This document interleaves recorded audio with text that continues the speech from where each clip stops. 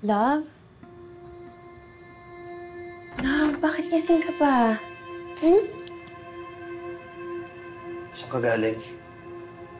You know, I've been worried sick. Tawag ako ng tawag sa'yo, hindi kita makontak. I know, I'm so sorry. My phone died.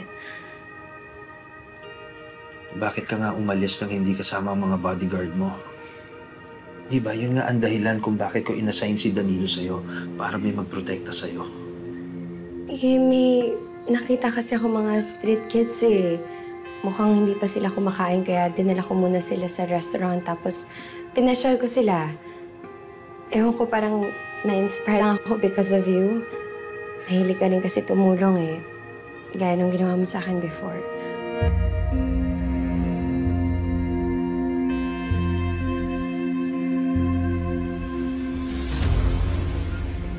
Sigurado ka bang doon ka pupunta kanina? Where else would I go? Naisip ko lang na baka meron kang biglang naalala. And then you went to see someone from your old life. Love, that's not what happened. Wala pa rin akong naaalala. At kung meron man, ayoko na rin balikan yon. Like I told you many times, I am happy with our life together. At hindi na importante sa akin ang Pasko, okay?